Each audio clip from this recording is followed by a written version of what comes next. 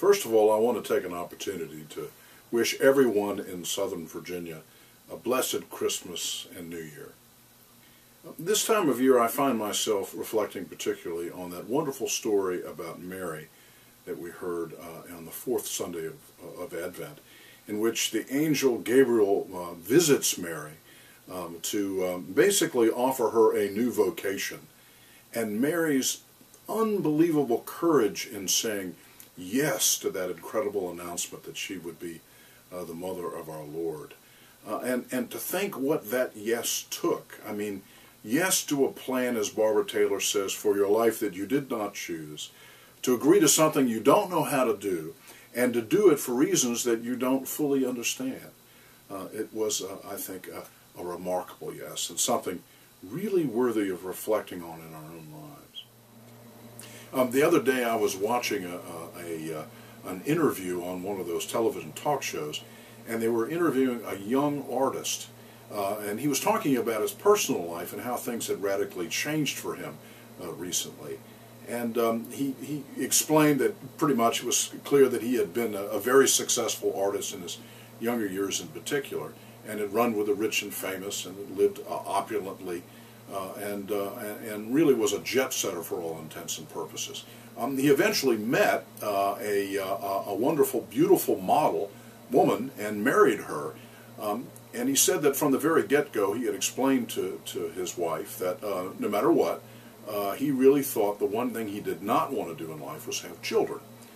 So they agreed they would never have children because it would interfere with his lifestyle. Well, you know, as they say, if you want to see that God has a sense of humor, then tell him your plans. Because soon as he went and his first year of marriage, he discovered that, or she discovered that she was pregnant, and they were going to have a baby.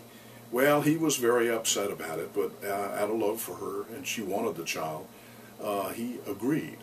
So for the next 9 months, he lived in fear and trembling of the fact that his wonderful lifestyle of free spirit artist opulence would come to a crashing end. Well, then the baby was born. And lo and behold, the first time he set eyes on the baby, he fell absolutely in love with her. She was a baby girl. In fact, he suddenly had this conversion, radical conversion to parenthood. And he reported that now, on the talk show, he couldn't imagine a life apart from this wonderful gift of this child that he so deeply loved. And that all those things he thought was so important in the past had been given up for something that was so very much better. I think that's a wonderful story, and I think it's a great analogy for how God works in our lives by giving us these gifts that we never imagined we would have, we would receive.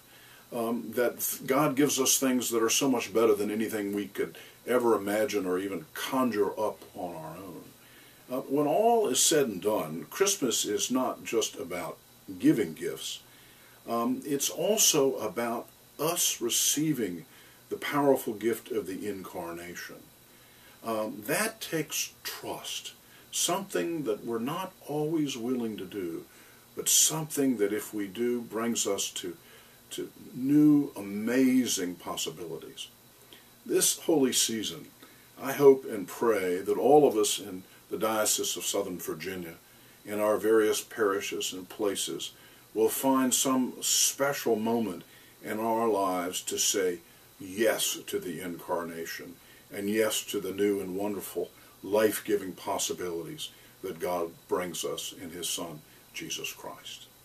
May you all have a blessed Christmas.